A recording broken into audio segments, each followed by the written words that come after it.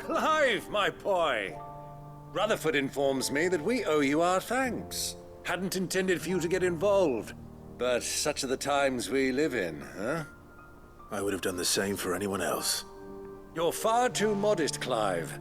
You'd make a terrible nobleman. But tell me, is the realm truly in as dire a state as Rutherford suggests? From what little I saw, you were right to be worried. I suppose I should have expected the worst. But I was rather hoping the great and good of the realm might have things a little more under control. Alas, it seems that firm leadership is in short supply these days, and without it, the people are bound to lose their way. We must move quickly. But where do we start? True, the challenges that face us are many. But in my estimation, there are two key areas to be addressed before any other. The realm's armies and her larders. As you've seen firsthand, it's every man and woman for themselves out there. Certain cities have banded together to try and maintain some semblance of order, yes? But such cases are few and far between. And yet, the only remedy for the chaos that faces us is unity. A unity that transcends even the borders laid down by our ancestors. In short, if Storm does not stand together, she will fall apart. But how would one even begin to unite the realm? The armies, my boy. As I told you already, we begin by restoring order among the ranks of those sworn to maintain it. Sadly, I doubt I could convince even the lowliest gaggle of privates to dig a latrine together. But I do know someone the High Commanders have been known to listen to on occasion. Field Marshal Eugen Havel. I thought he was retired. He was, until an Akashic army tore through Randalar and killed most of the rank and file. There is no man alive more capable. Literally. And as luck would have it, I've already spoken with him on the matter. Of course you have. And he's agreed to help. On one condition. That he first speaks with you personally. Havel has always been a man of frustratingly rigid principle, and he has certain qualms about clasping arms with, well, with an outlaw. I extolled your many virtues as best I could, of course, but the old goat was adamant that he be allowed to appraise you in person. You don't mind, do you, my boy? Of course not. As long as chaos reigns, we will never build a better world. I'll do whatever it takes. And if the Field Marshal wishes to speak with me in person, then so be it. That's the spirit. I'll leave for Randalar at once. Would you send a Stolas? Of course. Rutherford is already in the Dalmekian capital. I'll have him tell Havel to expect you forthwith. Excellent. Thank you, Uncle. No, thank you, Clive.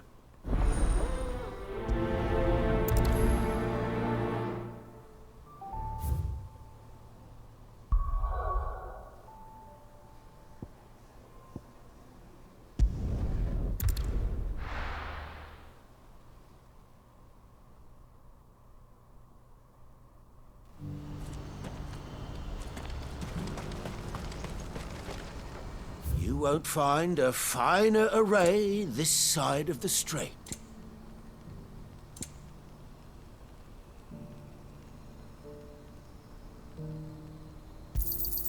You've a discerning eye.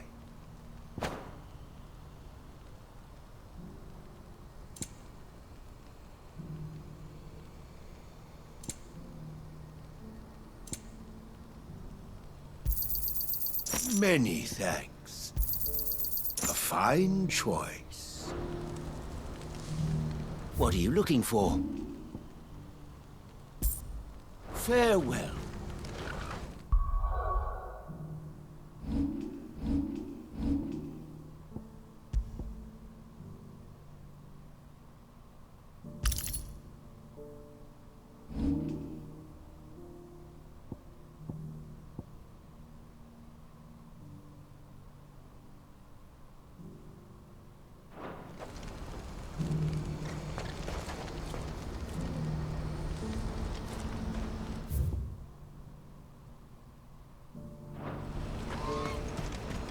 you see that too?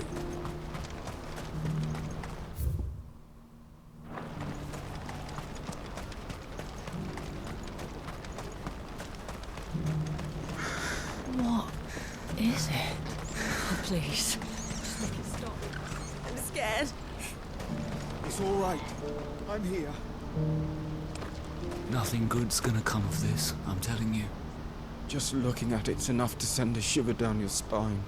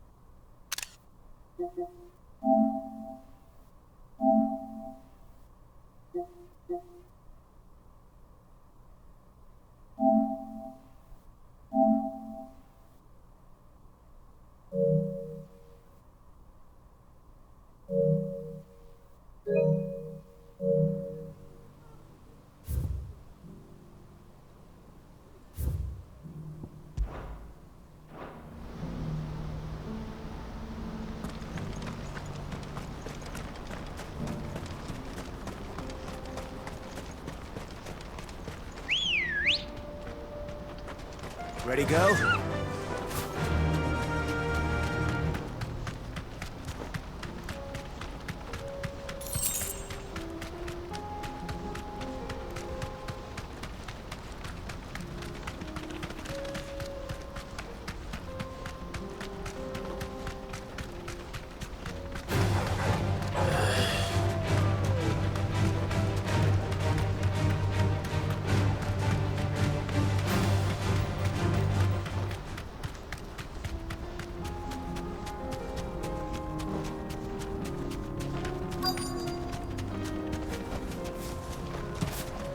Can't be Rutherford, can it?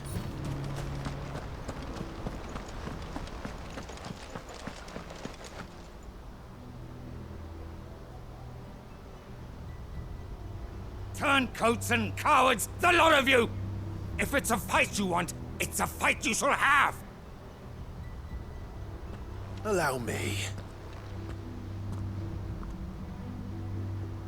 I don't need your... Please, Field Marshal, oblige him. This won't take long. You're right. It won't. Men, finish him.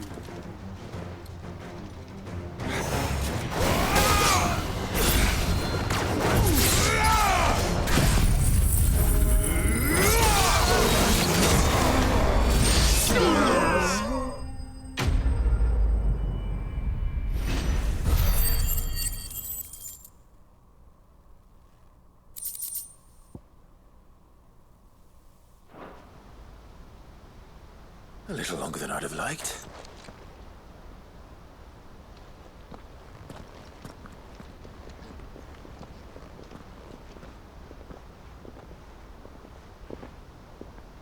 Field Marshal Havel, I presume. Are either of you injured? No, my lord. You arrived just as our escort turned on us. Fucking traitors. I'd heard reports of soldiers in the outlying regions abandoning the oaths they swore. But I hadn't thought the corruption had reached so close to the heart of the Republic. It's a fucking disgrace. Your interfering old bastard of an uncle tried to warn me, of course. My lord Marquis. Or is Sid the Outlaw more to your liking? Call me what you want. It doesn't change who I am, or the urgency of the message I bring. My uncle has a plan to right the realm, and he needs your help to see it through. Before I agree to anything, I'd have you answer one question. What do you stand to gain from all this? I won't deny that I might benefit from further chaos. But I seek a new beginning for all of us. And while the choices I've made may not always have been the right ones, I know I made them for the right reasons. For so long, so many of us have been told how we could live, how we could die, when it should have been our decision all along. Now we have a chance to put things right. But in order to take it, we must stand together. Even if it be beside those with whom we don't see eye to eye.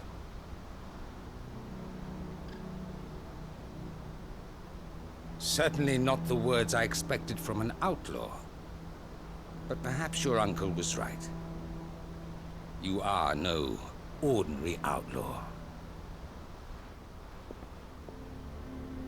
I'll never hear the end of this. All right. I'll start by ordering my most trusted guard to bring the Dhalmekian fringes under control. Next, I'll make contact with my counterparts in the Imperial Army and see if I can't convince them to try and restore order in their own territory. Thank you, Field Marshal. But they are not the only ones we will need to convince.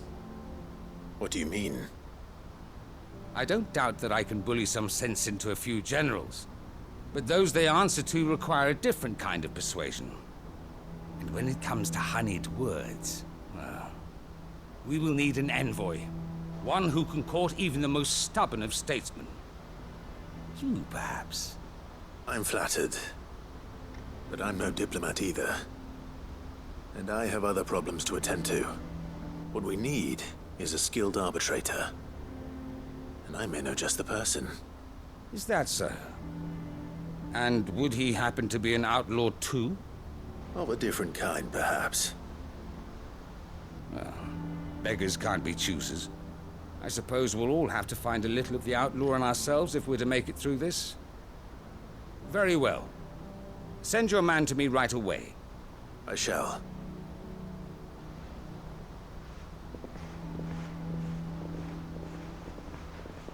My Lord Marquis. Your Lord Uncle bade me escort the Field Marshal to his manor in Port Isolde. And I will see that my associate joins you there. Very good, my lord.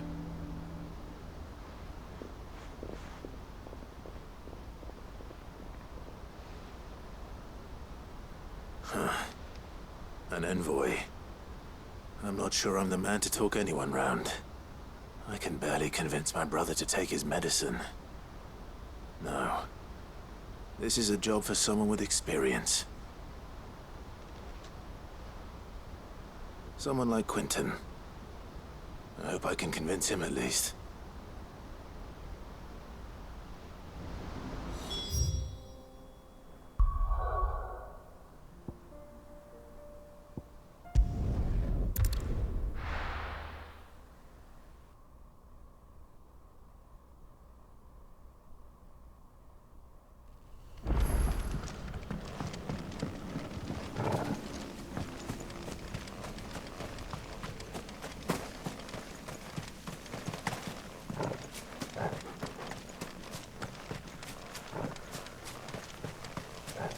No use calling Ambrosia now.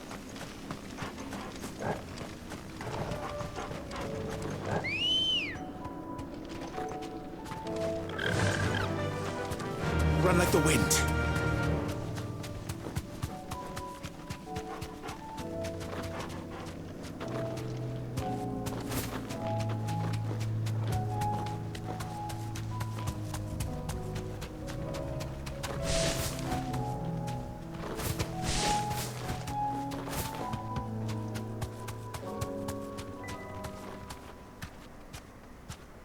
Back to the stables, girl.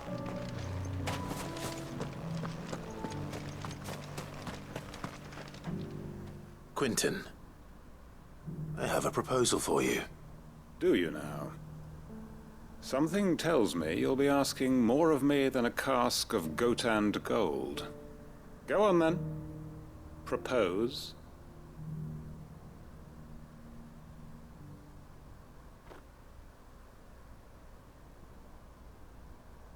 You'd have me convince the chiefs and chamberlains of the realm that they should simply swallow their pride and do the one thing that has proved impossible for thousands of years.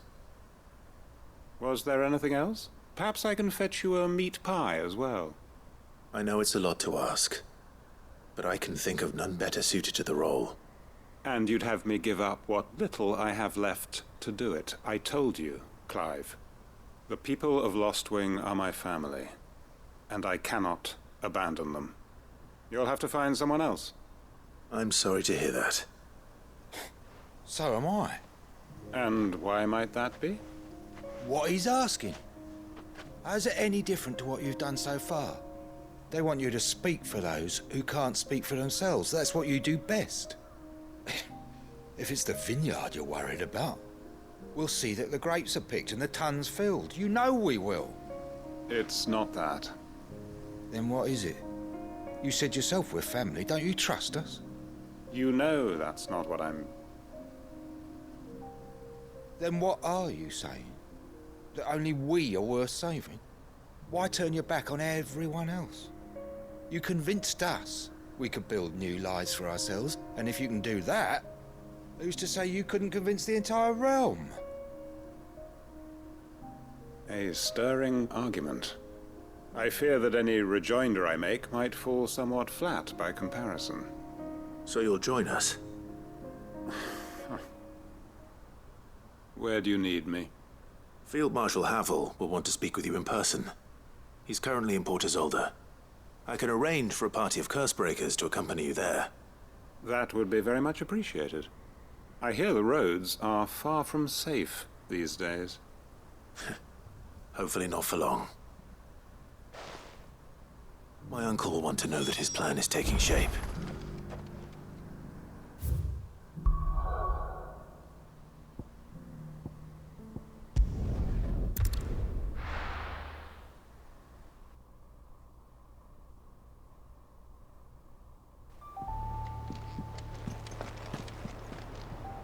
Uncle, I bring good news. The Field Marshal has agreed to your plan. Ha! Of course he has. I didn't doubt you for a moment, dear boy. Rutherford is accompanying him back to your manor in Port Isolde as we speak. They will await your return there. As will one other. One other? Who, exactly? Lord Havel was concerned that even if he could get the realm's armies to agree to an accord, he might not be as successful in convincing those with political power.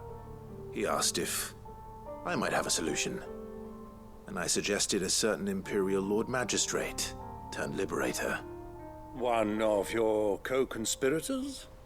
Master Quentin would probably call me one of his, but yes. Another outlaw, then. Just the thing we need to put these rotten politicos in their places. Good thinking, Clive. I'm glad you approve. The more the merrier, eh?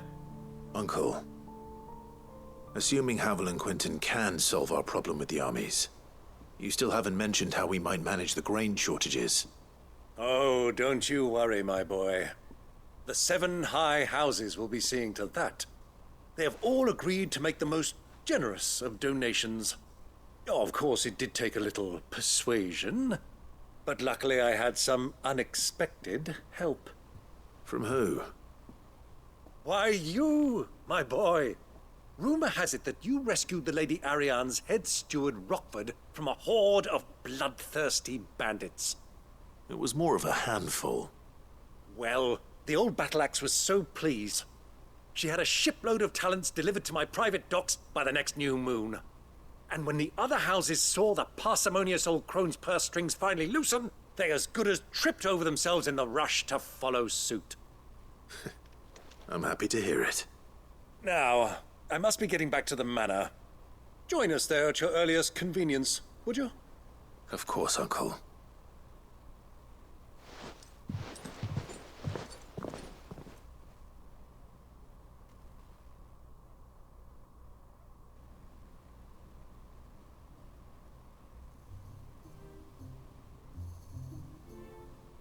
And how, pray tell, will we get that grain to the capital if the roads are still overrun with akashic? You'll find another bloody road. I only have so many men, and I'm not about to send them headlong into an ether flood. That is, unless you'd have them turn as well. Well, I'd certainly eat less. Says the man with a belly bigger than a band of curls. My soldiers actually need their rations. Without any food to keep them going, they'll be dead even before you've sent them on your fool's errand. If I may, gentlemen, perhaps I might suggest an alternative approach. Though supply routes are indeed disrupted, there is no shortage of ships. Indeed, they bob away in every bay from here to Randalar, awaiting a safe haven. Allow them to make port and fill their bellies full of grain. And once those who crowd the cities are fed, ferry the displaced back to the countryside to work the fallow fields. But I'm sure that you wish to continue your discussion. Forgive the interruption. Two such firm friends as yourselves need no help from the likes of me. Rutherford spoke fondly of the great bond between you. Us? Friends? I can't stand the man. Clive, I'm beginning to question the quality of the company you keep. And what kind of company were you expecting him to keep? The man's a criminal. Criminal? How dare you? You are not fit to breathe the same air as this fine, upstanding young gentleman. Upstanding? He calls himself Sid the Bloody Outlaw. Once more onto the breach.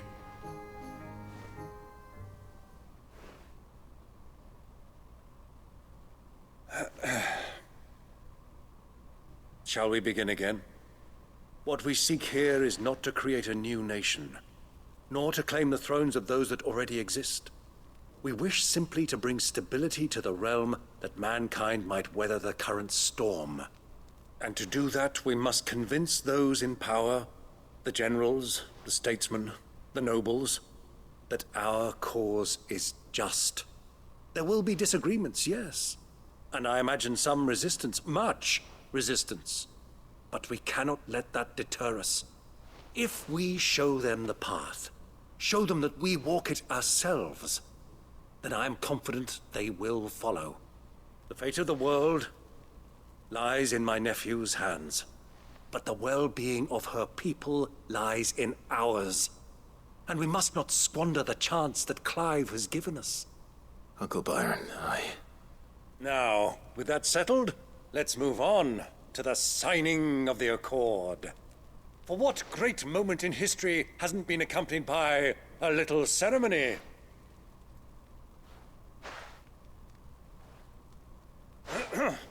Citizens of Valisthea, I present to you the Triunity. Rutherford, Mike Will.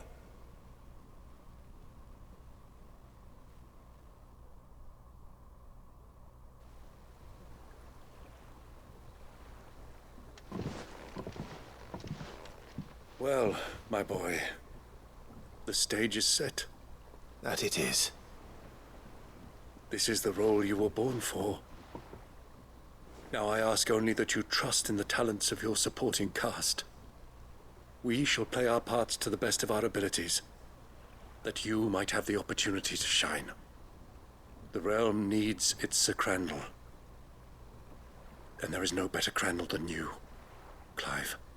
I want you to keep this signed accord as proof of our faith in you. I will. Thank you, Uncle.